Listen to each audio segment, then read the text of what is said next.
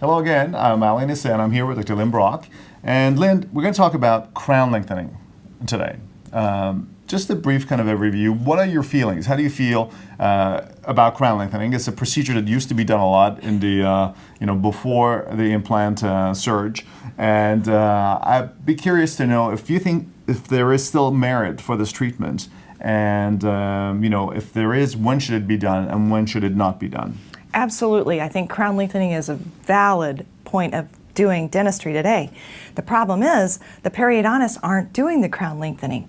And it used to be, because I've been in practice over 20 years, and I have seen successful crown lengthening. In fact, I hope I'm not violating HIPAA, but I believe you yourself have undergone a crown lengthening procedure. I have. It was very painful, and I'm still traumatized. No, I'm kidding. It was actually done many years ago, and this was before implants came in, and it was actually 1990.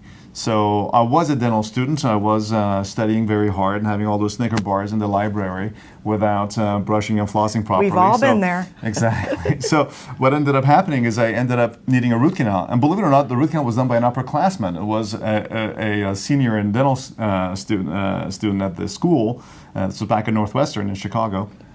And I'm happy to say that the tooth is still in my mouth. Since 1990 with the crown lengthening and the core buildup and the crown, and it was a premolar. So, That's very interesting because I was having a conversation with a periodontist the other day, and the periodontist said, crown lengthenings don't work long term.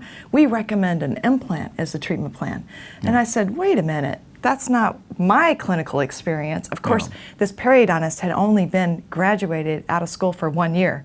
With all of her clinical experience, she said crown lengthening is unsuccessful. See, that's the problem. A lot of these kind of the treatments that have been done before and that were successful are now kind of being shut out because of being taught at schools.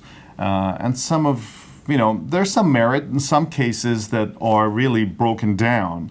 And the tooth is completely weak because of the excessive decay and so on. That's true. And as we talked earlier on, herodontics are really not necessary anymore in situations